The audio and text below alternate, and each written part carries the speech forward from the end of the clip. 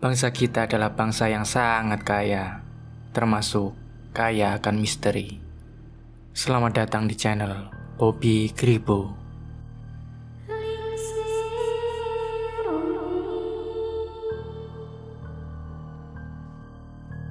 Suatu siang di SMA Cerdik Pandai, anak-anak membicarakan tentang urban legend di sekolah mereka, yaitu tentang cermin tua di gudang sekolah. Cermin itu berada di pojokan dan selalu ditutup dengan kain berwarna merah. Mitosnya, siapapun yang melihat bayangan dirinya sendiri pada cermin itu akan terjadi hal buruk padanya. Mendengar itu, Putri hanya tertawa kecil sebab dia paling tidak percaya dengan hal-hal seperti itu. Dan tak pernah sedikit pun dia tertarik untuk membuktikan atau sekedar penasaran dengan cermin yang teman-temannya bicarakan. Sampai suatu hari, setelah pelajaran olahraga, Putri dan Anggi sahabatnya kebagian tugas untuk membereskan peralatan olahraga ke dalam gudang. Ketika mereka berdua sibuk di gudang sekolah, Putri melihat benda kotak berukuran sekitar 2 kali 1 meter yang ditutup oleh kain merah. Ingatannya kembali kepada urban legend di sekolah mereka. Itu cermin yang kata anak-anak terkutuk itu ya? Kayaknya sih iya. Kita lihat yuk. Udah deh Put, gak usah aneh-aneh. Emang kamu percaya sama mitos itu? Ya, percaya gak percaya Put. Lagian, ngapain sih cari penyakit? Anggi pun kemudian meninggalkan Putri keluar gudang. Putri masih mematung memandangi sudut ruangan tempat cermin itu berada. Ayo Put, kamu mau ngapain? Teriak Anggi ketika melihat Putri bengong. Iya Anggi, jawab Putri setengah kaget. Hari-hari berlalu namun Putri selalu terbayang dengan cermin yang ada di gudang. Sebelumnya dia tidak peduli. Namun setelah dari gudang tempo hari, dia kini semakin penasaran. Seperti apa rupanya cermin terkutuk itu. Anggi, temenin aku ke gudang yuk. Aku mau lihat cermin terkutuk kemarin. Jangan ngaco deh Put, aneh-aneh aja. Udah lupakan masalah cermin konyol itu. Esoknya, entah apa yang dipikirkan Putri. Ketika jam istirahat, dia diam-diam menyelinap ke dalam gudang demi melihat seperti apa rupanya cermin yang ditutup kain merah itu. Sesampainya di gudang, Putri langsung menghampiri letak cermin itu berada. Kain merah menjuntai di hadapan Putri. Benda itu lebih tinggi sedikit dari tubuhnya. Sesaat sebelum dia menarik kain penutupnya, tiba-tiba ada suara dari belakang Putri. Mau ngapain kamu? Rupanya itu adalah Pak Broto, bapak penjaga sekolah. Sini, jangan deket-deket di situ, bahaya, tambahnya. Putri kaget sekaligus takut dengan Pak Broto. Pak Broto, ini lagi nyari bola voli Pak, kata Putri mengarang cerita. Ini bolanya sebelah sini, jangan ke situ-situ, itu banyak kalajengkingnya, kata Pak Broto. Iya Pak, terima kasih, jawab Putri sambil mengambil bola voli itu. Putri berlalu sambil memikirkan. Pak Broto terkenal sabar. Kenapa dia tadi sampai teriak? Jelas itu bukan karena kalajengking. Apa mitos itu betulan ya? Pikirnya. Setelah kejadian tempo hari, Putri semakin penasaran dengan cermin itu.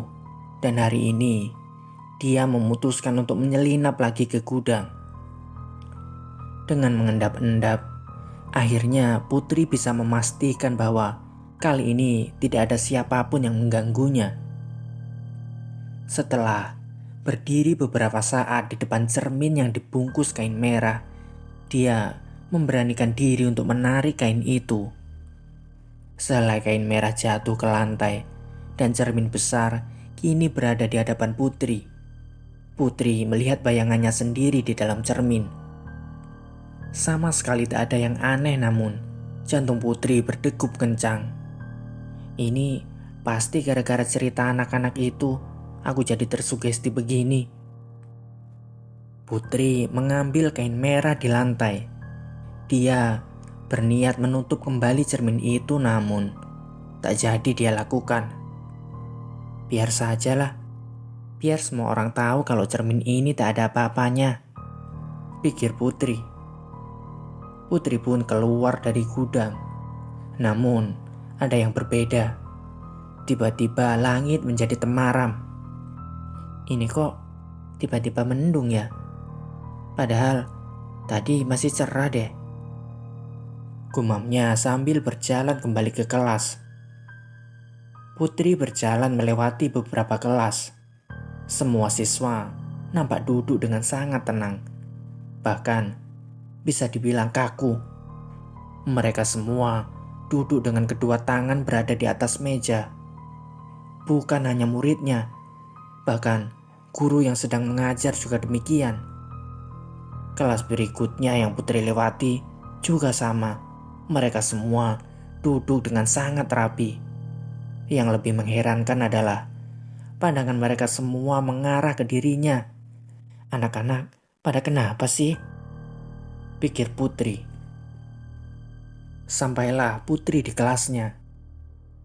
Permisi Bu, kata Putri meminta izin untuk masuk ke kelas sebab dia tadi beralasan pergi ke kamar mandi. Bu guru yang sedang mengajar diam saja tak menjawab. Putri pun duduk di bangkunya.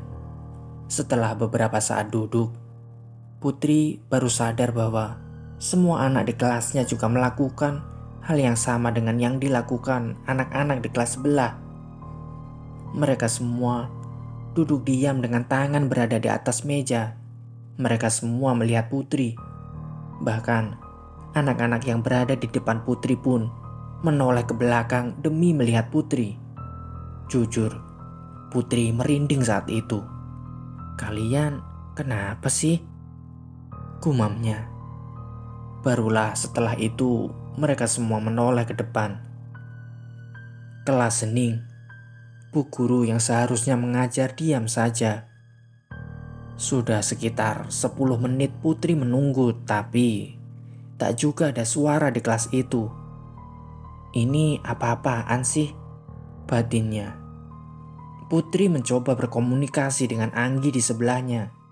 Namun Anggi tak menjawab. Pandangannya kosong ke depan. Di tengah kebingungannya, tiba-tiba seluruh kelas itu memandang ke satu arah di pintu kelas. Alangkah kagetnya Putri ketika dia melihat Anggi di pintu kelas. Anggi melambai-lambaikan tangannya, mengisyaratkan kepada Putri untuk ikut dengannya. Putri menengok ke samping. Juga ada Anggi. Bagaimana mungkin ada dua Anggi? Apa aku gila? Ini apa-apaan sih? Putri melihat Anggi di pintu kelas, seperti berteriak kepadanya. Namun, tak ada suara sama sekali yang keluar dari mulutnya. Putri mengerit. Dia pun memperhatikan gerak bibir Anggi. Putri bisa memahami bahwa Anggi sedang berkata, "Putri, keluar dari kelas sekarang, cepat." Putri kebingungan. Namun, melihat keanehan yang ada di kelas itu, akhirnya dia memutuskan untuk mengikuti Anggi yang ada di luar kelas. Putri pun keluar kelas itu. Semua mata memandangnya dengan kosong. Sekali lagi, Putri membaca gerak bibir Anggi. "Ikut aku." Begitu ucap Anggi. Putri pun mengikuti Anggi dari belakang. Ada yang aneh dengan sahabatnya itu. Dia nampak tak utuh, Sosoknya seperti hologram. Rupanya Anggi mengajaknya untuk pergi ke gudang sekolah. Anggi masuk ke gudang itu dan Putri pun mengikutinya dari belakang. Langkah Anggi mantap. Dia jelas menuju ke cermin tua di pojok ruangan. Putri mengikutinya. Putri terhenyak sebab Anggi yang dia ikuti tiba-tiba masuk ke dalam cermin. "Anggi!" Putri memanggil sahabatnya itu dengan setengah berlari. Anggi hilang. Dia benar-benar hilang. Kini Putri berdiri di depan cermin itu lagi. Persis seperti yang dia lakukan tadi. Tiba-tiba kepalanya berat, matanya berkunang-kunang. Pandangan Putri mulai kabur dan dia pingsan saat itu. Putri membuka mata. Dia mulai siuman. Seingatnya, dia tadi pingsan di gudang sekolah. Namun yang kini dilihatnya berbeda. Dia kini melihat atap kamarnya. "Putri, kamu sudah sadar, Nak?" kata ibunya sambil memeluk Putri. "Alhamdulillah. Terima kasih Pak Ustadz," kata ibu Putri kepada Pak Ustadz. Setelah Putri benar-benar sadar, barulah dia tahu bahwa di kamarnya ada banyak orang termasuk Pak Ustadz dan Anggi. "Aku kenapa?" tanya Putri. Pak Ustadz pun menceritakan apa yang telah Putri alami. Cermin antik yang ada di gudang sekolah Putri sebenarnya adalah perantara portal gaib. Dan di hari Putri melihat bayangannya di cermin itu, dia sebenarnya sudah masuk ke alam lain. Untung saja saat itu Putri tak menutup kembali cermin tua itu, sehingga Pak Ustadz bisa mengirim orang yang dipercaya Putri, yaitu Anggi, untuk menjemputnya. "Kalau saja kamu tutup lagi cermin itu dengan kain, Pak Ustadz gak bisa nolong kamu. Dan bisa jadi kamu di sana selamanya," kata Pak Ustadz. "Terima kasih Pak Ustadz," jawab Putri lemah. "Aku kok lemah sekali ya, Ma?" kata Putri kepada mamanya. "Iya, Nak. Kamu jangan banyak gerak. Kamu sudah 1 minggu tak sadarkan diri,"